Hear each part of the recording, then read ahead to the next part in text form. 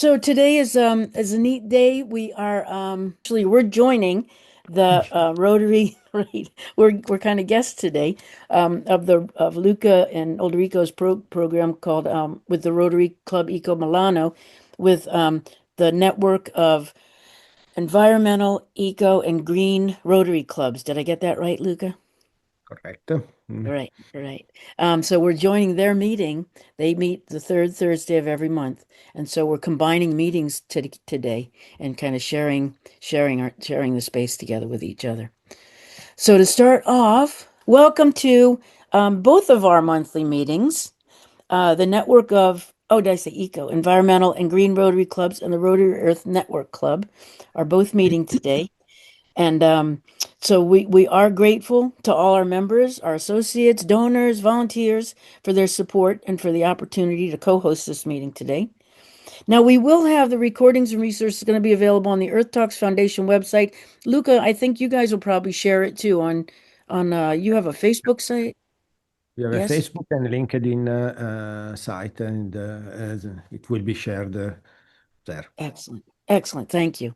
And then as always, we ask you to please mute your audio when you're not speaking. And then also, the speaker views are their own and do not necessarily reflect Rotary Earth Network Club, the network of eco, environmental, and green Rotary clubs, or Rotary International.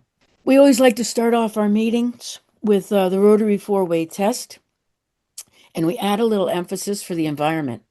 So, of the things that we think, say, or do, first, is it the truth? Is the environmental information accurate, science-based, and transparent? Second, is it fair to all concerned? Does it protect people, ecosystems, and future generations? Third, will it build goodwill and better friendships? Does it encourage collaboration, shared responsibility, and community trust? And fourth, will it be beneficial to all concerned? Does it improve environmental health, human well-being, and long-term sustainability? Okay, thank you, Lori, and thank you, Karen. It's quite comfortable for me doing nothing for this meeting because you are doing everything on my behalf. But okay, so for those who are not informed, so those who are coming from the Art Talk side, what is the network of eco-environment and green Rotary clubs? It is nothing more than a network of club. It started when the Rotary created the second area of focus, sorry, the seventh area of focus, so the environment, and club started to show appreciation for this area of for the environment, and they were new clubs were created with the environment as the primary area of focus. Steve Solbracht was the first one understanding that several clubs were being created all around the world, and he begin connecting this club in this network. So he started in 2022, in the end of 2022, with a small group of clubs. Were only 31 in the beginning. And this message was, I'm reading now in the slide, that he would be very interested in organizing an informal group of Rotary Eco and Environmental Club to network, share ideas, explore potential opportunities for collaboration. And based on that, so we are not an official Rotary organization, but a group of friends that Rotary friends, Rotary and Rotaract friends, who share the same motivation. We know that we are discussing the same problem. We have the same issue to overcome. Sometimes also the solution are similar, but what is nice is the local implementation of this solution. So we come quite regularly, not so regularly as it should be, but quite regularly to discuss this issue, to show project, to to share initiatives and these kind of things. Now we have in my database we have more or less 100 Rotary and Rotaract club. Uh, this is absolutely unofficial, so it's simply going through the database and the directories of my Rotary and SRAG and try to pick it up who is interested or not. What is important to say is that also now regular clubs without the word eco or environment in their name, they are doing environmental stuff. And it's important to know that the seventh area of focus is really important now for Rotary. Thank you so much, Luca. Thank you, thank you. Yeah. So we are a brand new club. I mean, we don't even have a bank account yet to pay our dues. We're that new. We're We're the getting there. Rotary Earth. That's right. We're the Rotary Earth Network Club, and our motto is small actions, big ripple, and we're all part of the same Earth. We are, uh, we'd love to have anyone who wants to join our global community, and our focus is to turn care into action. We bring people together from all around the earth. Our vision is to inspire a global community where everyday actions create extraordinary impact for our planet. And we want to connect people, purpose, and planet and transform learning into action to protect Earth's vital resources of air, water, land, and energy. One of the things our club does is through our club meetings, we're all very busy people, so we have to get as much action out of each thing that we do, touch many purposes at once. And so these are regular Rotary Club meetings. Everyone is welcome. And your presence here, you inspire others, you bring insights, and you help us connect with everyone all over the world so that when you read something in the news that's happening someplace else, it's not like it doesn't affect you. It affects the people you know in this meeting, your friends right here and now. And these meetings are the things that energize us, and the insights we share keep us going and alive. And just to let you know, full membership, and we keep that low. It just covers the Rotary International fees and the district fees, which are pretty minimal. And for those who want to get involved but can't afford this, this is really a high price. But the people who want to get involved, that's okay. We have scholarships. And so, associate members, people who belong to other Rotary clubs or just want to donate to keep our mission going, that's $25 a year. And that goes to make it possible so that people who otherwise can't afford to be a Rotarian can be a Rotarian. And we have 4, 5 members now who are on our board who are working every week with weekly meetings and to bring this meeting to you and all of the resources to you. They couldn't afford it, so your associate membership pays for that. And the good news for all of you who keep knocking on the door and saying, when can we pay?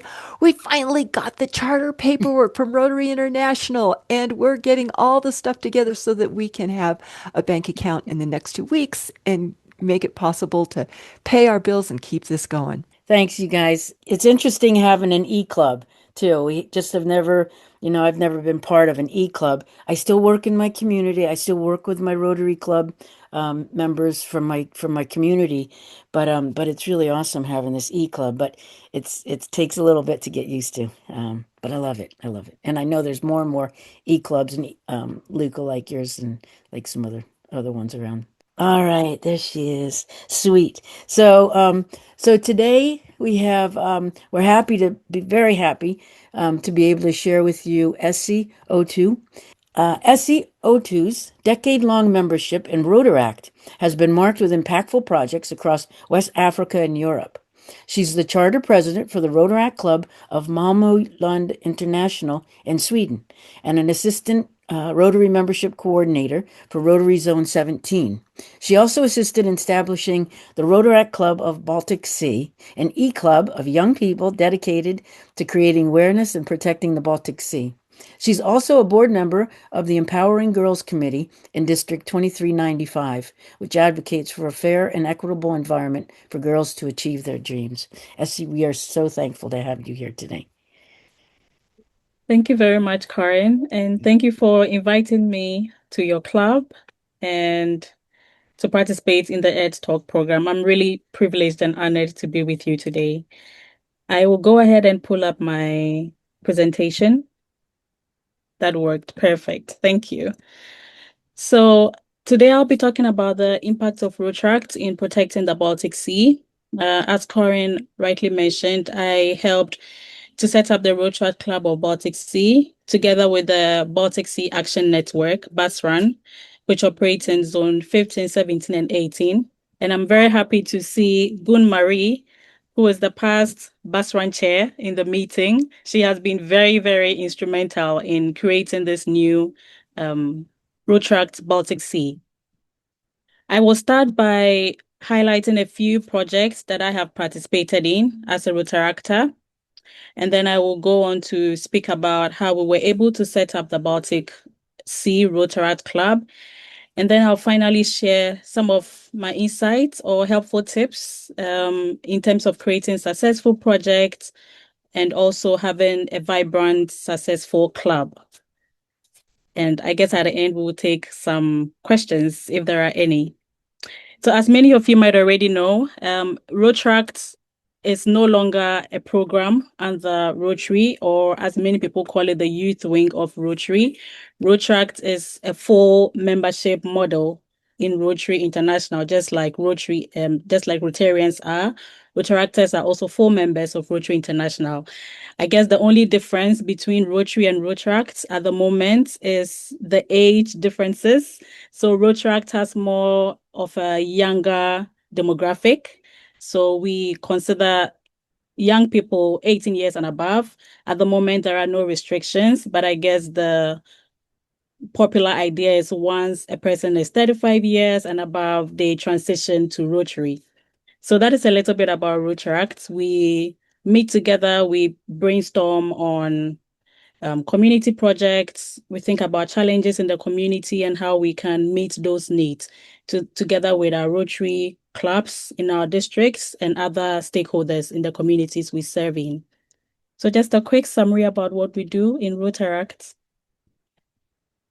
I will start off by highlighting one of my first projects that I participated in, and this was in Benin in West Africa. I am originally from Ghana, and Benin is one of the neighboring countries to Ghana. Sorry. So this project was held in Porto Novo in Benin. It was my very first introduction to service project as a young person. And it was really eye-opening for me because I sort of grew up thinking that um, in a country is mainly politicians or people with a lot of money who can make a difference. But becoming a Rotaract member and working with Rotary in Ghana really enlarged my perspective about service, about humanitarian work, about giving back to the community, that a little goes a long way. Sometimes just merely showing up to a project is enough to make a difference and to make lasting impact in someone else's life. So with this project, we had a health outreach. We reached out to a couple of doctors who were within the Rotary network in West Africa, and we drove all the way to an underdeveloped community where people have very limited access to healthcare. And there was a large health screening, blood pressure, cervical cancer detection, so many things that they usually don't have access to. And it was a very successful project. It was a multi-district, multi-club project. So it was on a large scale and it was really successful and really impactful for me as a young person then.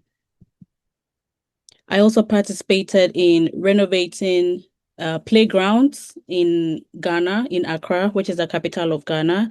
So in Ghana, we have schools that we usually call special schools, but they are mainly schools that help kids with special needs. So we have um, kids that have different kind of needs. Are put in this school. And unfortunately, it's being neglected to a large scale by the government, which unfortunately happens in a lot of African countries. So in these cases, there's a lot of citizen aid. So it's a lot of members in the communities and Rotary members and Rotaract members who come together to raise funds to fix a lot of the issues in the communities. And that is what we did with this particular project. So our idea was to make it more fun for the kids to be able to play as normal kids as they are and to enjoy life as kids. So we renovated the park and made it a little bit more colorful and more lively to give the kids a good experience in school.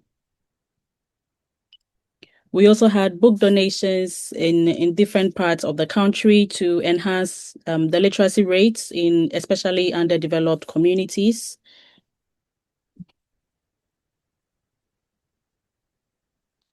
We had health screening, sickle cell awareness projects. We had beach cleanup exercises. We had blood donation drives in different parts of the country. Breast cancer and cervical cancer screening. And this was one of the passion projects that many of the Rotaractors really appreciated because we found that in most communities, the women do not have access or enough information about how important it is to have breast cancer screening or cervical cancer screening. So at the point where something is detected, it will be at a stage where it has gotten really bad and detrimental to their health. And unfortunately, some of them end up dying, even at the point where they get help because it's too late. So it's one of the projects that we really value, especially in Ghana. And we do this almost quarterly in different regions where people don't have easy access to healthcare, to go there, to meet them in their communities, together with doctors and help them out with these screenings so that the early detections could literally save their lives. We also had this literacy project, Read to Lead project, which provided library cards for over 400 basic school students.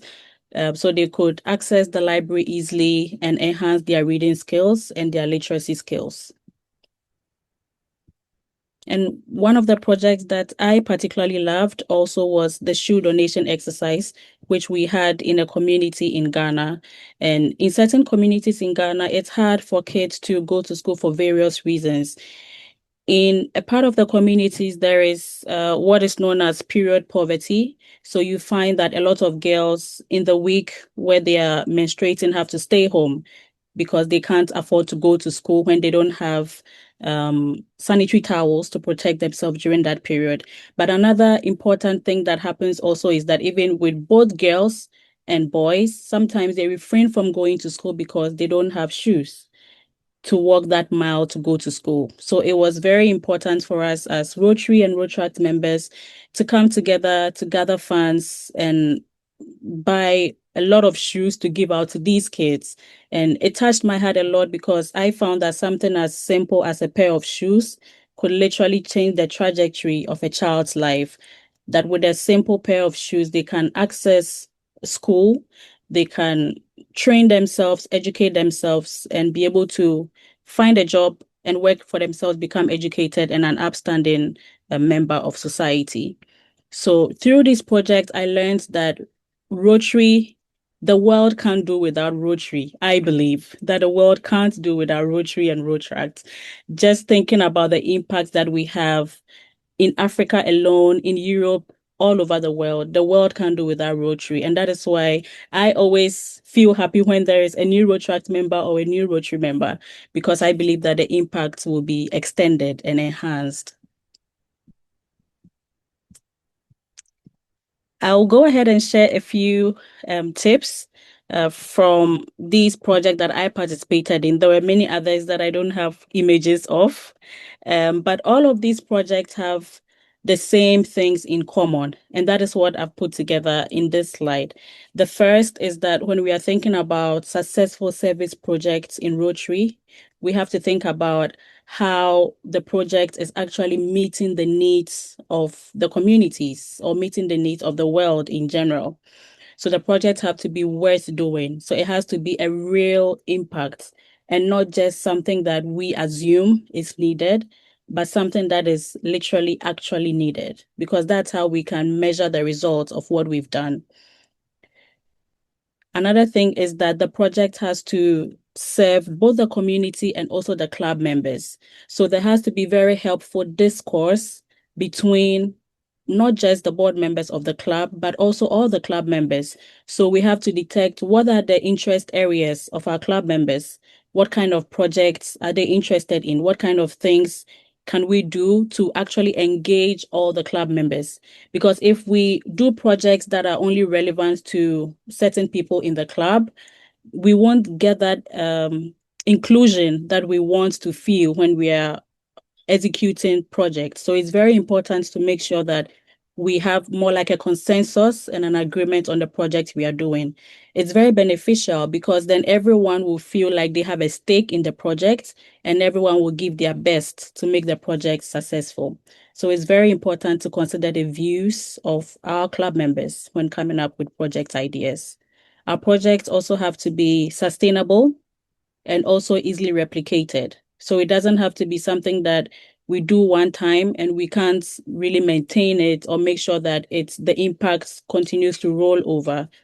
It's important that when we are spending money to do projects that we make sure that they can continue to be impactful, at least not just for the short term, but also in the long run. And of course, as we know, our projects have to, as much as possible, align with Rotary values and areas of focus. And I know that that is something you have no problem about, being an environmentally targeted club, because you already have your impact or area of focus set out for you, which is protecting the environment or raising awareness about issues about the earth or about the environment. Finally, I believe that our projects, to be successful, they have to provide opportunities for teamwork, for friendship, for leadership, and for learning, not just for the beneficiaries of the project, but also for the club members and other stakeholders who will be participating in making the project a success. And then it has to be doable. So as much as we want to aim big and we want to have sustainable and impactful projects, we also have to consider the capacity of our clubs. It has to be something that we can comfortably afford without jeopardizing the financial situation of our clubs. So these are a couple of helpful tips I wanted to share in terms of projects and executing successful projects. So I will move on now to talk about the most exciting part, at least for me, which is the creation of our new Rotaract Club of Baltic Sea. And this Rotaract Club is really exciting for so many reasons. First of all, it's a club that reaches beyond countries, districts, zones, and regions. Our club is made up of young people in countries around the Baltic region. So we have members from Germany, from Sweden, from Denmark. I think we also have Latvia and Poland, Finland. So it's a very multinational club. And I think that is one innovative way of engaging young people, that we look beyond young people in our immediate environment or our immediate community, but think about how we can engage young people from different walks of life, from different cultures, and surround them around a main focus or a main aim. And in this case, their focus is on protecting the environment or protecting the Baltic Sea. So this Rotaract Club works hand in hand with the Baltic Sea Action Network, BASRAN, whose main aim is also creating awareness, about issues surrounding the Baltic Sea. They have webinars where they invite seasoned professionals to talk about the Baltic Sea, to talk about how, even as individuals, we can lend a voice in the cause of protecting the Baltic Sea. So this Rotaract Club is going to work hand in hand with them in this cause. And also, just like in Rotary, in Rotaract, this provides a perfect opportunity to network globally and to have a bit of cultural exchange and also make lifelong friendships. So just a national flag representation of the members we have in our club at the moment. I just also wanted to mention quickly that this is not to set more like a boundary and say that we only want people around the Baltic Sea to be part of this club. We know that in Rotary, we don't put anyone off the fence, so there are no borders. So as much as our impact is protecting the Baltic Sea, we also welcome members from all walks of life as long as they want to focus on protecting the environment and also are interested and excited when it comes to protecting the Baltic Sea.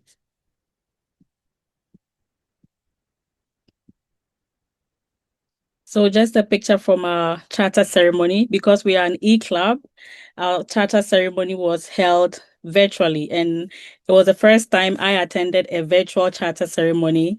But I must say that it was really exciting. The energy was really, really great and undeniable, even though we met digitally. So that was a big highlight for me. And the club recently on Sunday got presented with the charter certificate by the district governor in District 2395. So we are officially a Rotaract club in Sweden, in the south of Sweden, though our members are all across Europe. I would like to close by sharing some tips for building and sustaining vibrant clubs. I believe that one of the important things that in my experience in helping to set up two Rotaract clubs in Sweden is to lead with people first. In Rotary and in Rotaract as well, we have a lot of structures and we have boards and we have systems, and they are very important. But I believe that to build vibrant clubs, we have to lead with the individual first. We have to think about the names behind the numbers we have in our clubs. So we have to place an emphasis on the people before the structures, making sure that the structures are in place, but leading with the people. And how can we do this? We do this by curating social connections and relationships. So we can have meetups in our Rotary Club. We have a lot of informal meetings. And I think all over the world, the general view about Rotaract is that we have a lot of fun and we like to party. And I think that is true. But that is also one of the positives of Rotaract, that through that informal connection and that informal meetings, we are able to connect deeper with each other. And that helps us to stay in our clubs and even make more impact. So that is one of the things that I would tip to you in your various clubs, that try to curate more informal meetings, informal connections. It can be a simple hangout, it can be meeting up, it can even be a quick WhatsApp group where you check in on each other, so that once someone hears from you, it's not only about something going on in the club, but on a lighter note. That is how we build our connections. And for me, that is one of the things that has helped to build and sustain two new Rotaract clubs. So I wanted to share a picture from one of our hangouts in our Rotaract club. We had a dinner together and we invited Rotaractors from Denmark to join us. Because we are in the south of Sweden, we are just about 15 minutes away from Copenhagen. So we take advantage of that to do a lot of cross meetings, cross national meetings, if I should say. And they are always exciting and fun.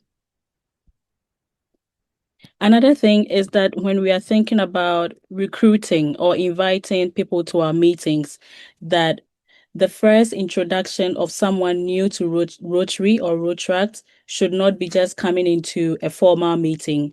where we just sit and listen to someone speak to us. That could be a good way of introducing someone to Rotary. But in my experience, a more effective way is to invite them to a project or invite them to an activity where they can literally see the impact that we do in Rotary. I think that has a more positive effect where someone can actually see a hands-on approach of what we do in Rotaract to see us as Rotaractors or Rotarians in action.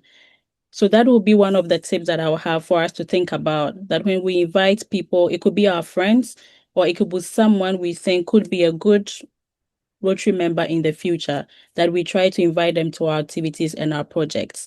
And this is a picture from one of our clubs in Malmo, Rotaract Club of Malmo Lund International. And we had a polio project. So it was a movie screening, and then we took advantage of that to also raise funds to donate to the polio fund. And out of the number you see here, half of them are not members of our club or were not members of our club at the time. So having more non-member engagement in our project is a good way to get people interested in our cause as Rotarians. Lastly, I would like to share three more tips in sustaining and building vibrant clubs. The first is to ensure that we have some roles for our new members. It doesn't have to be the key roles like a president or a vice president, which could be perhaps overwhelming for a new member. But we could get them to serve in committees. We could get them to serve in, for example, the club administration committee or the public relations committee or the Rotary Foundation committee, so they feel involved even as new members. And that is one of the key ways to get people to keep showing up and to keep giving back into their clubs. Another thing is to, as I mentioned earlier, to always ask for members' insight. This is very important because it makes members feel relevant, it makes them feel heard, it makes them feel like active participators and not just spectators. Because sometimes in Rotary you could feel the sense that you're just in the club and things are happening in the club, especially if you are not in the board. And I have had that experience in some clubs that I have been in when I was back home in Ghana, that it's only the board that handles things and everyone else just acts according to that. But a more effective way is to make sure that our members feel included in our meetings, in our projects, and that they feel that their voices are heard. That is one of the helpful ways to keep members in the club and to make them feel fulfilled and like active actors in the club.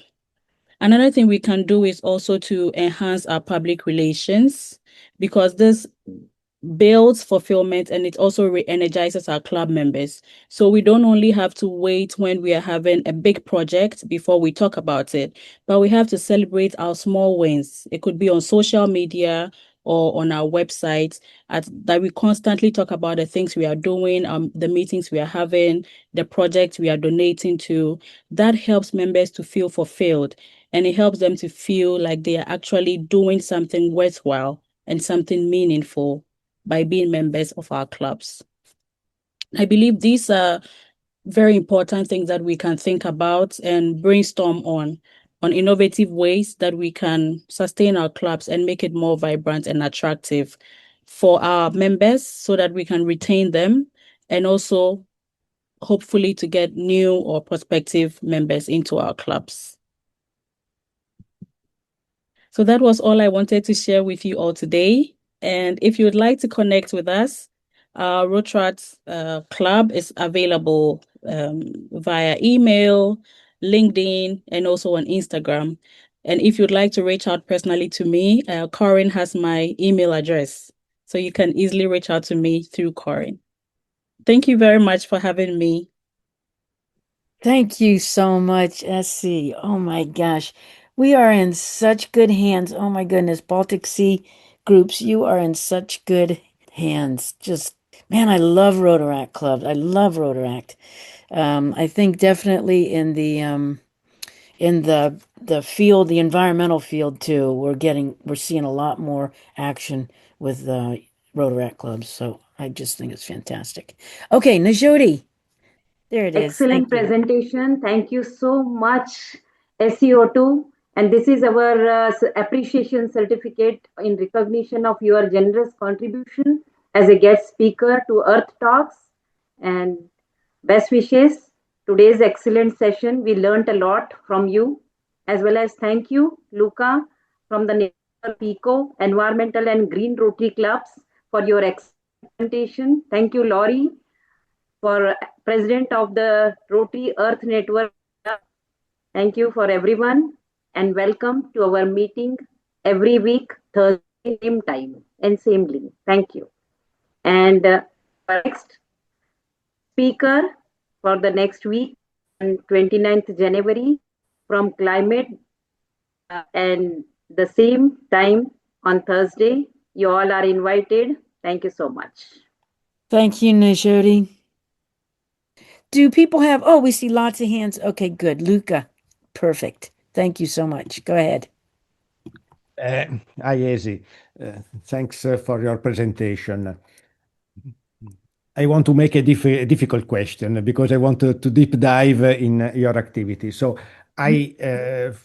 from your presentation and from what I know, I understand that there is this community built around the Baltic Sea. Maybe the Baltic Sea was the initial scope, and then around it you created a community. I know also that there was this famous RILA project that takes place every year. And for me, it's interesting because you have a community, a multinational one, and you try to teach the young people this leadership, to include young people into a leadership program. Uh, how does it work? How can you create this leadership model with a multinational environment? That is a really great question. And our club is actually made up of RILA alumni. So our members are participants who participated in RILA. We in our region we have the RILA Baltic Sea. So it's just your usual Rotary Youth Leadership Award system, but the program is geared towards creating awareness about the Baltic Sea and actually educating the young people who participate in the RILA on the course about protecting the Baltic Sea. So that made it easy for us to create the Rotaract Club made up of these alumni because they already have more like a base or a basic introduction to issues surrounding the Baltic Sea because they participated in the RILA Baltic Sea. So that is one of the things that is the tip that we use to be able to create a club out of that. So I would Did you say my participate? advice, Did you participate in the RILA? no, I didn't. Ah, I got the more like the responsibility to form the club because I have experience in creating new Rotaract clubs. So this is the second Rotaract club that I have helped from the ground up to become chartered. So I got a responsibility to do that. But I personally did not participate in the RILA Baltic Sea. However, all our club members at the moment, or should I say the charter members, are RILA alumni. So I guess that made our work easier because we already had a contact or a mailing list of all the alumni from the different countries. So once we decided that we wanted to have a Rotaract Club of Baltic Sea, we just sent out emails about our plan to the past participants, and those who were interested followed up to become members of this Rotaract Club. So, final comment from my side. So it means that this RILA project, they are important. Yeah, okay. Very, very. So, I think that Gunmari wants to add something to yes, that. I was going to say, I wanted to get her. I'm going to put her in here too. Thank you. Thank you. Karin has asked me in the chat to comment. Yes, I asked in the chat if she wanted to comment. And I have been in the Bastran board since 2021, so I have the experience from when we started up Raila Baltic Sea. It was in Germany in 2022.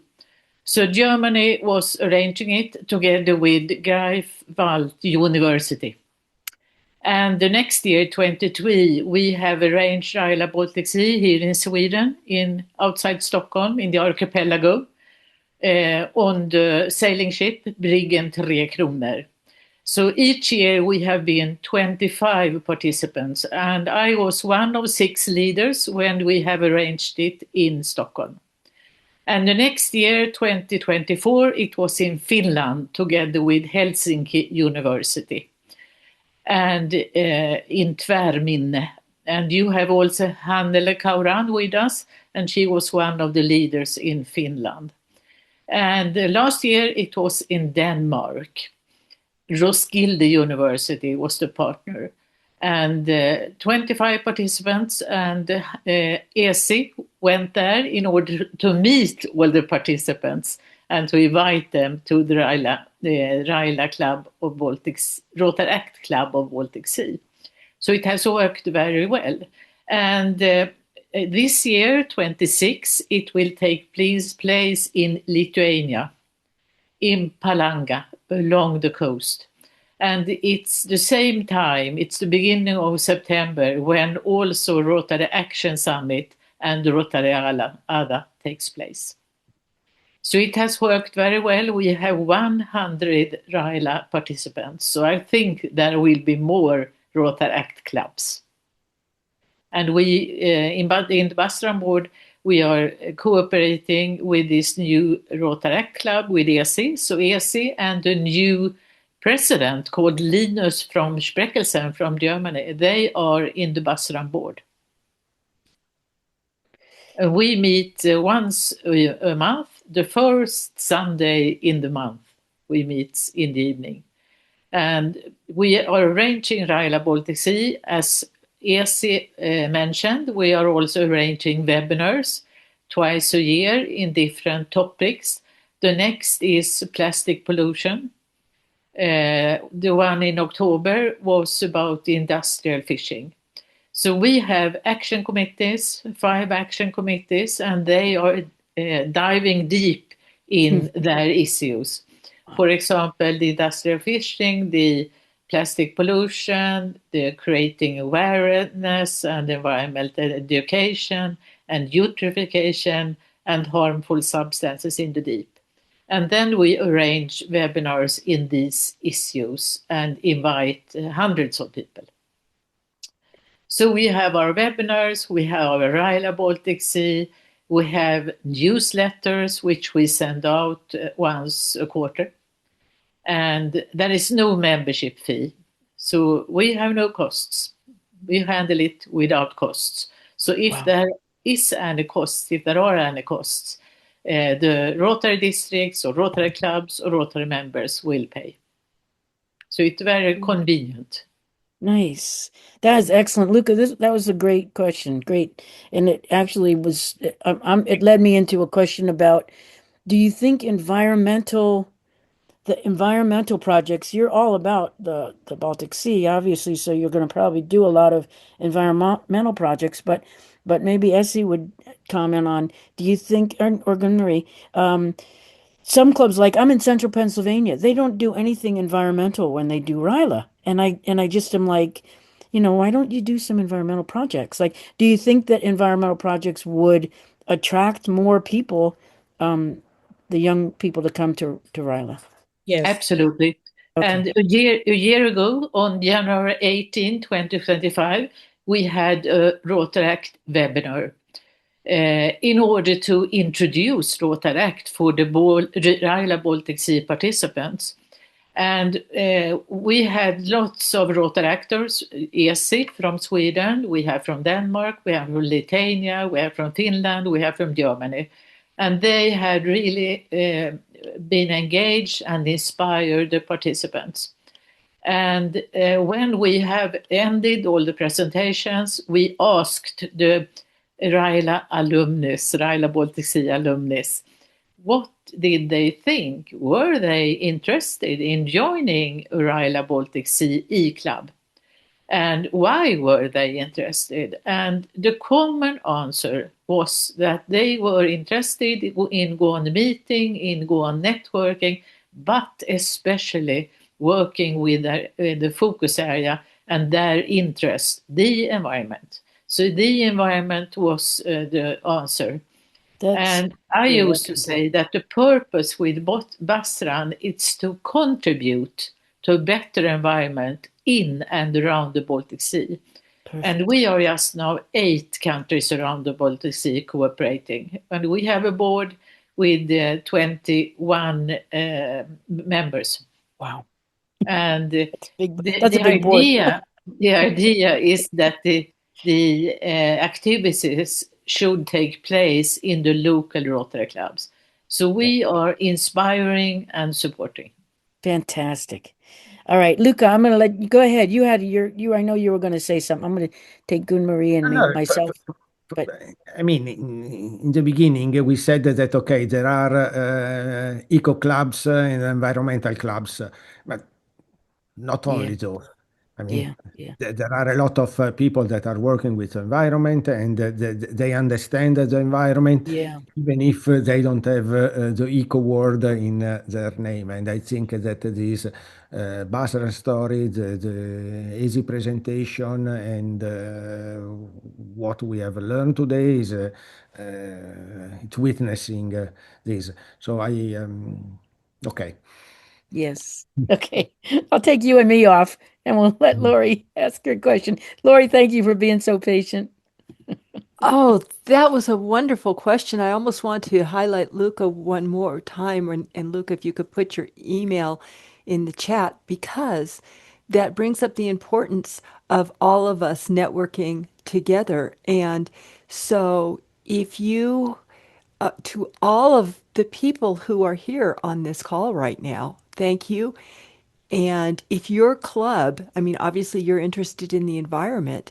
If your club is interested in the environment, please contact Luca. They can contact you and add their club to your list, correct? Exactly. Because when I get off this call, I'm sending the recording. We have 2 new Rotaract clubs forming in our district. They need to see and hear you, Esty. I mean, this is going to be so eye-opening to them. And hopefully contact with you, Luca, to be part of this network. It keeps us going. Just so thrilled. Esty, you are busy. You've got a job, you've got school, you've got this isn't you're not retired like me. This isn't something that you can how how do you, given the limited time that you have, make it possible for your new members to onboard them to Rotary, to get them involved in something, and to keep the main thing is to keep following up with them to see how they're doing and that they're all networking together. Great question. And from the list of responsibilities you had, Laurie, I want to add to that 2 small kids, because I have 2 kids as well, a 4-year-old and a 2-year-old. Holy mackerel. It's a handful of things. But to your question, um, I think I just have just a particular drive and passion for community change, I guess. And maybe it's my background from West Africa and the impact that Rotaract had on me at a very young age. So I've just naturally kept that drive of doing projects and actually seeing in real life how that's impacting someone's life for a long time. As I mentioned from the shoe project, to just think about how giving just a pair of shoes changes a young person's life forever. So that drives me. That impact just drives me and keeps me moving. But also teamwork has been very beneficial in this in my work with Rotary and Rotaract, that you sort of empower the people around you. So I empower the people around me, the young people around me. I share my expertise, my ideas, my experience with them. So when I'm not able to fill in for something, they know how to go about it. So for me, that has been very important so that on a day where, for example, I'm sick or I need to take my kid to the doctor, I know that there is someone in my club who is capable and experienced to also, do the same thing I would have done if I had the time.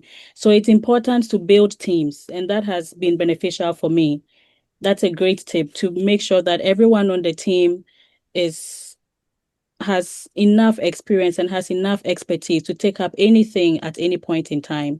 So teamwork is very important. And even when someone is in a leadership position, to not feel like everything is on you, because sometimes it can feel that way when you are, for example, I was a charter president 2 years ago. In the beginning, it could feel like I need to make sure that things are up and running. But if you reach out to a member of the club, you'll be amazed that they would be even more happy to help out. And I think sometimes when we are in leadership positions, we can feel that way, that the responsibility is on us. And that may be true. But I have learned that to avoid burnout, because there's a lot of things going on in my life, to always reach out to someone. Excellent. Thank you. Excellent advice. Thank you. Let me take us off here. And then Gun Marie has one. Hold on just 1 minute, Gun Marie. I'm going to just close this out and then we can wait a little longer for Essie. Do you have a little time to stay? Yes, absolutely. Okay, we're getting right at the top of the hour, so we want to end the meeting and thank everybody for coming.